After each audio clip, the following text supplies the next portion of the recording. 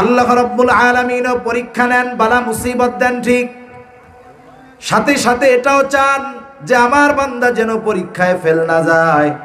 এই জন্য আল্লাহ তাআলা বান্দাকে জানায় দেন, যখন মুসিবতে পড়বা, বিপদ আপদের মধ্যে পড়বা, কি করবা আল্লাহ তাআলা সেটা জানায় দেন। বলেন তো, বিপদ আপদ মুসিবতে যদি কেউ পড়ে, সাহায্যের দরকার আছে না নাই? আর একটু জোরে বলেন, আছে না নাই?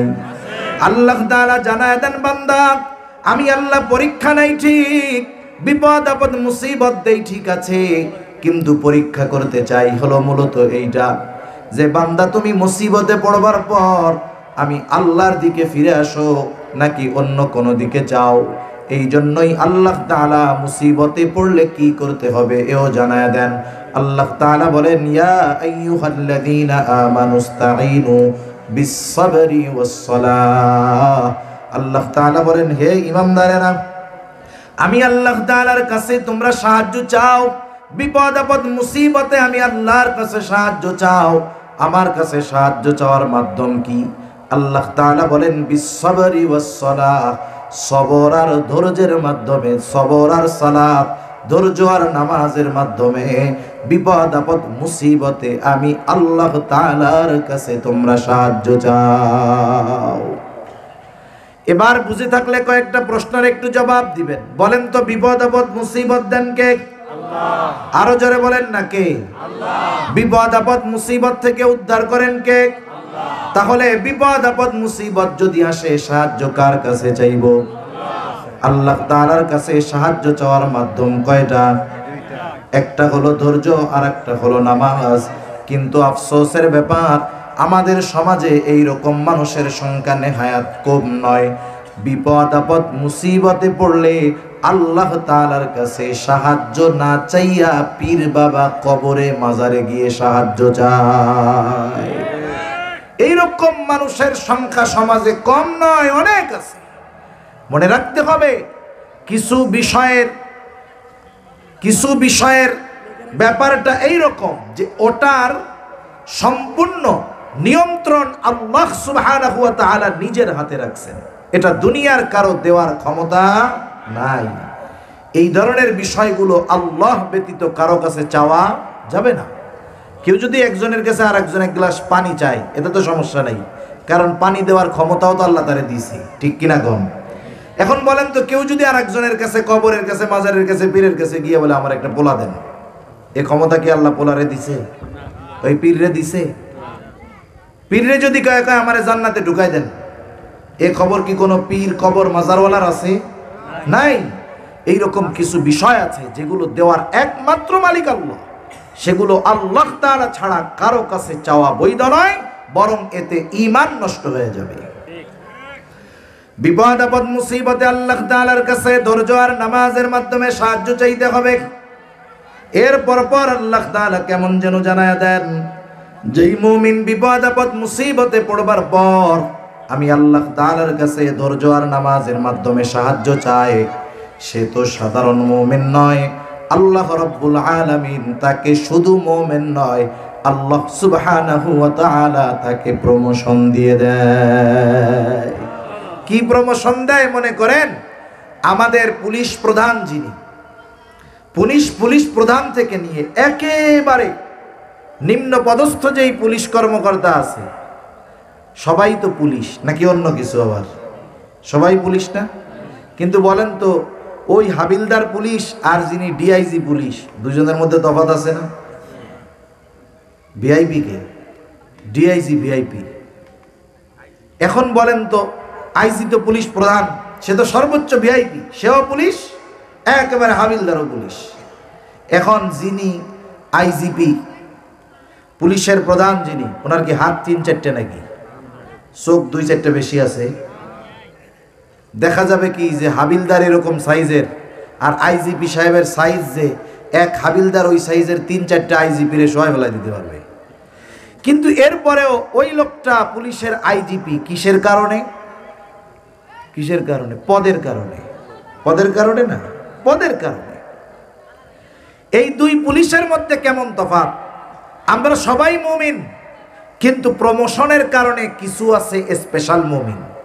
যেই মুমিন বিপদ আপদ মুসিবতে এই ফর্মুলা অবলম্বন করে আল্লাহ তাআলার কাছে সাহায্য চায়, আল্লাহ তাআলা জানায় দেন সে আর খালি মুমিন থাকে না, সে প্রমোশন পাইয়া সবের মুমিন হয়ে যায়। সুবহান।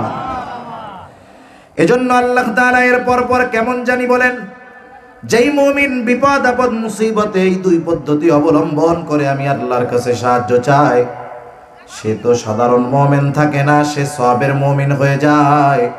আর সবের যে তার সাথে সর্বদা থাকেন কে?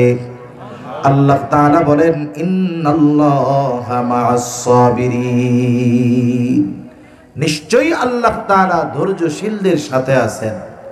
যার সাথে আল্লাহ তাআলা আছে, বলেন তো মুসিবত যত বড় হোক যত বেশি হোক তার কোনো টেনশন আছে? বিপদ যত কাছে হোক কোনো ভয় আছে?